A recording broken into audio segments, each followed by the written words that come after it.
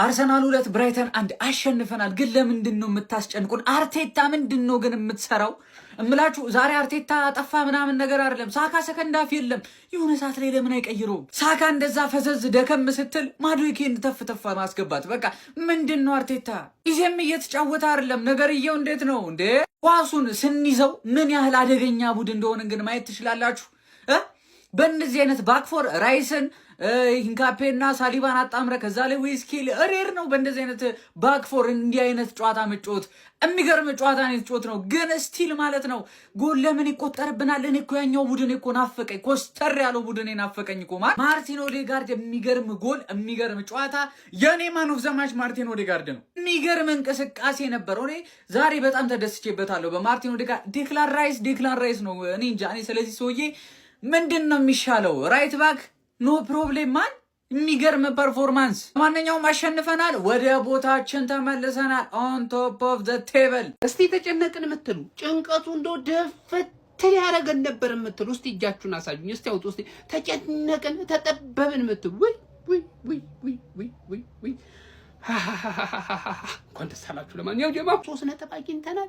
ምድረ ምቀኛ አሽቋላጭ በሙሉ ዝም ነው ማለት ያለበት። በቃ ዝም ምንም በቃ። ስለዚህ እንዳታወራ ቡድን እያሸነፈ ማለት ነው። መተለሰክሰኝ እንዳትሞክር በቃ።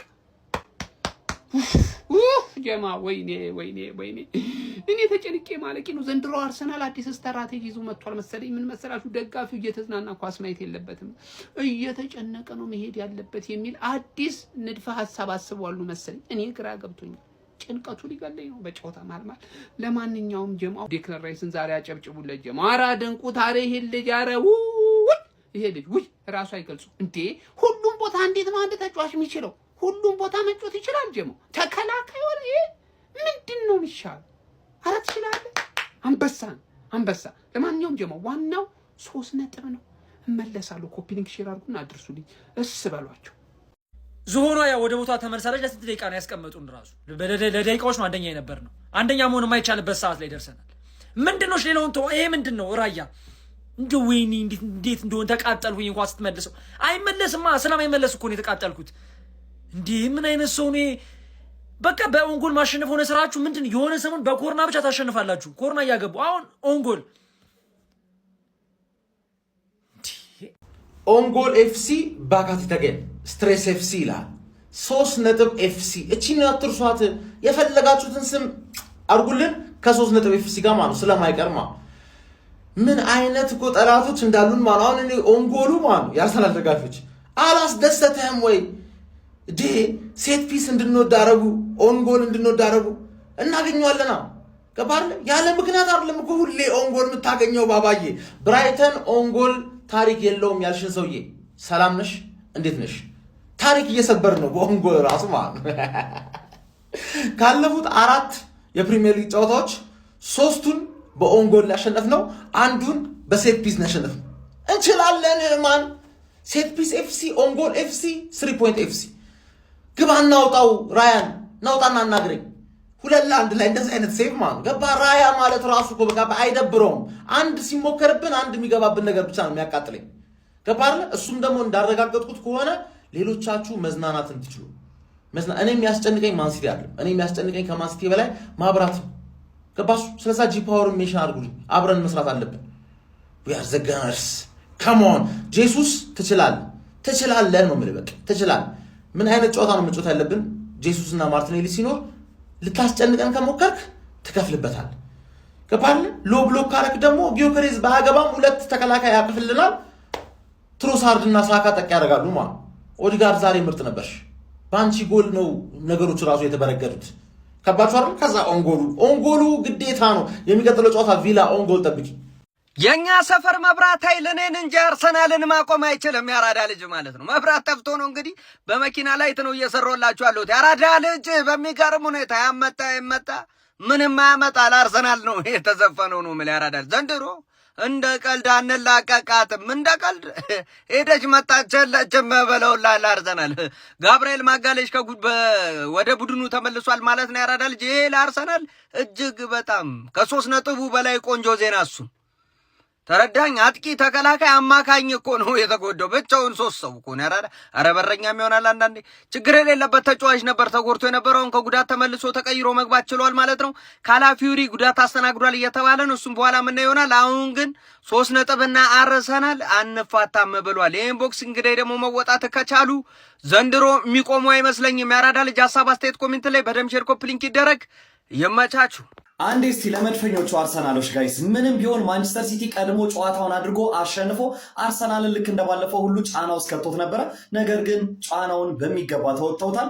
ብራይተን ከረፍት በኋላ አስቸጋሪ አይነት ቡድን ሆኖ ቢቀርብም ነገር ግን አርሰናል ኦን ጎልና የራሱን ጎል በማስቆጠር 2-1 በ18ኛው ሳምንት የእንግሊዝ ፕሪሚየር ሊግ ጨዋታ ኤሚሬትስ ላይ ብራይተንን አስተናግዶ ማሸነፍ ችሏል። መልሶ ከማንቸስተር ሲቲ እንግዲህ ለሰዓታት ከእጁ ወጥቶ የቆየውን የሊጉን መሪነት መልሶ መረከብ ችሏል። እዚህ ጨዋታ ላይ ማርቲን ኦዴጋርድ በጣም ምርጥ የሚባል እንቅስቃሴ ሲሆን አሳይቶናል። ዛሬ ለማርቲን ኦዴጋርድ ትልቅ ክብር ይገባዋል ብዬ አስባለሁ።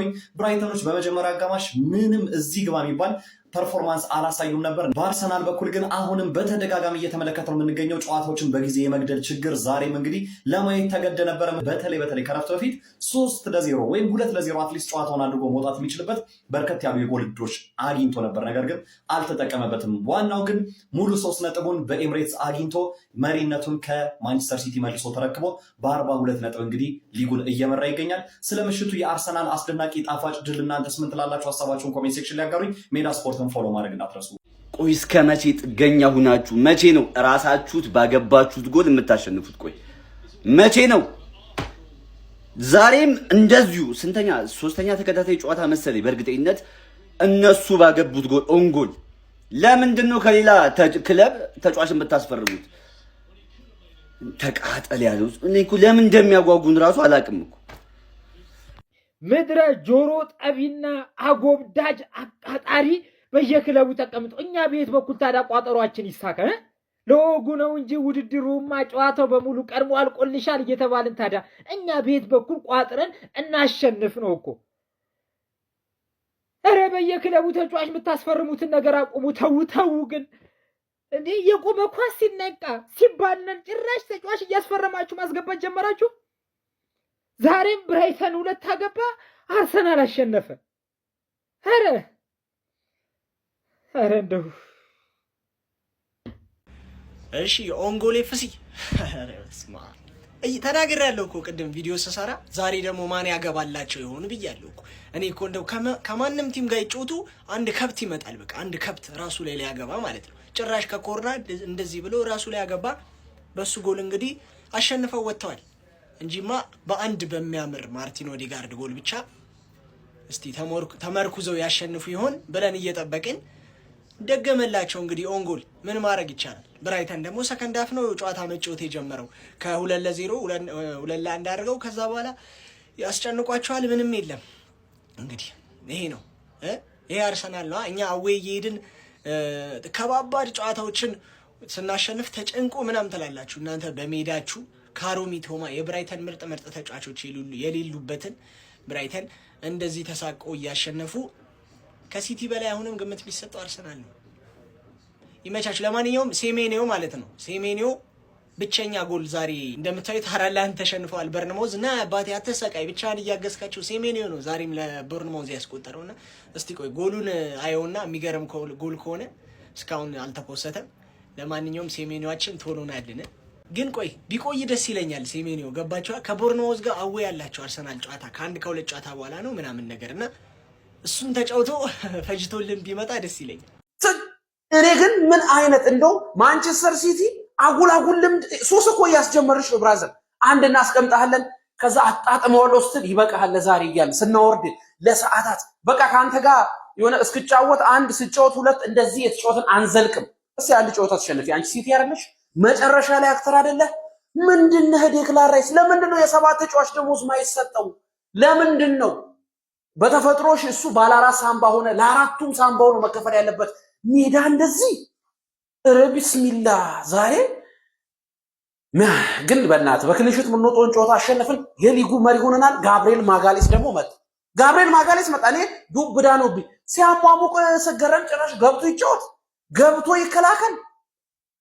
ቢስሚላ ከዚህ በኋላ ተሞከረብን የሚለውን ቻሌንጅ እንጀምራለን። አንድ ተሞከረብን የቅብጠት ጊዜ እየመጣ ነው። እስቲ የአርሰናል ደጋፊ አረ በፈጠረ ይህን ቪዲዮ 5000 በትንሹ ኮፒ ሊንክ በትንሹ ነው ያልኩት በአንድ ሰዓት ውስጥ ማለት ነው። ይመቻል።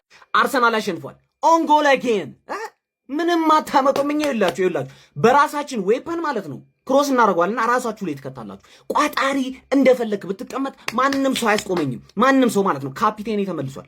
ምን አይነት ሰው ነው ኦዴጋርድ! ዛሬ በጣም የሚያምር ጨዋታ ነው የተጫወትኩ ማለት ነው። ቲማችን 2-0 እየመራ ዴቪድ ራያ በጣም ነው የምትችለው። እግዚአብሔርን ትችላለህ። በምክንያት ነው ጎልደን ግሎቭ የምታሸነፈው የፕሪሚየር ሊጉን በምክንያት እንደሆነ ዛሬ ያሴተኛል። ምን አይነት ሴፍ ነው ሚንቴ እንዴት አድርጎ ነው የጠቀለለው? እኔ እንዴት ነው የሚመለሰው እያልኩ መለሰው። በጣም ነው የምትችለው። እግዚአብሔርን እኔ በጣም ነው የምትመቸኝ ማለት ነው። ተቀይሮ ገብቶ ማርቲኔሊ ኩክ አደረጋቸው። ማን ግን ከገባብን በኋላ ስቴብል አልነበርንም። ጋብሪኤል ተመልሶላችኋል። ለሁላችሁም ቋጣሪዎች አሁን ከዚህ በኋላ በክሊንሽት ኦን ታርጌት ከተሞከረ እዚህ ጋር እየመጣው ጮሃለሁ። ታያላችሁ። ይሄንን ቪዲዮ እንዳረሱትሽ ሴቭ አድርጉት። ይሄንን ቪዲዮ እንዳረሱት። አሁን ጋብሪኤል ተመልሷል። ኦን ታርጌት ሲሞከር ነው የምናደደው። እንችላለን።